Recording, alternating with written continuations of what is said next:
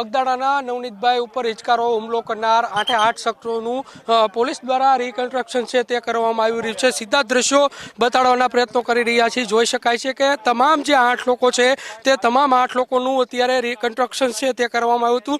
જે પ્રમાણે હુમલો કરવામાં આવ્યો તે હુમલા સ્થળ ઉપર અત્યારે પોલીસનું જે છે તે રિકન્સ્ટ્રક્શન છે તે કરાવવામાં આવી રહ્યું છે। સીધા દ્રશ્યો બતાડવાના પ્રયત્નો કરી રહ્યા છીએ। મુખ્ય આરોપી જે નાજુ છે તે પણ અહીંયા દ્રશ્યોમાં દેખાઈ રહ્યો છે। જોઈ શકાય છે કે આ પ્રકારે જે પોલીસ જે છે તે પોલીસ દ્વારા હવે એક્શનમાં અહીંયા લાવી અને ચોક્કસથી આ તમામ જે 8 જે શખ્સો છે આરોપીઓ છે તમામ જે 8 લોકો છે તે લોકોનું રિકન્સ્ટ્રક્શન છે તે અત્યારે કરવામાં આવી રહ્યું છે।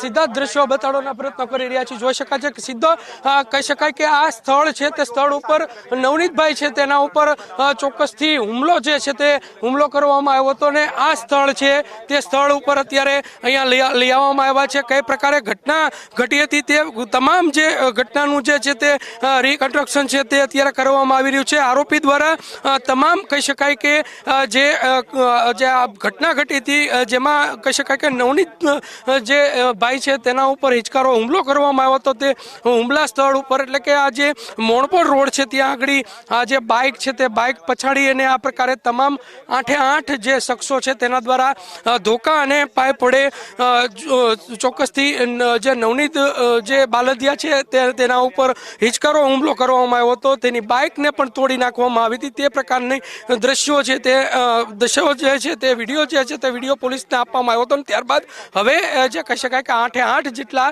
જે આરોપીઓ છે તે આરોપીઓનું રિકન્સ્ટ્રક્શન છે તે કરવામાં આવ્યું છે। જોકે હીરાભાઈ છે તે મહુવા ખાતે જે નવનીત જે ઇજાગ્રસ્ત છે તેના મુલાકાતે ગયા હતા ત્યારબાદ ચોક્કસથી પોલીસ જે છે તે પોલીસ એક્શનમાં આવી અને હવે કહી શકાય કે પીઆઈ ડાંગર છે તેની બદલી છે તે લીવ રિઝર્વમાં કરી દેવામાં ત્યારબાદ KS પટેલ જે મહુવાના પીઆઈ છે કહી શકાય કે તેને આ ચાર્જ સોંપવામાં આવ્યો છે। ત્યારે તપાસ જે છે તેને સોંપવામાં આવી છે। ત્યારબાદ હવે આ તમામ જે આરોપીઓ છે તે આરોપીઓનું રિકન્સ્ટ્રક્શન છે તે આકડે અહીંયા કરી લાવવામાં અહીંયા આવી રહ્યું છે।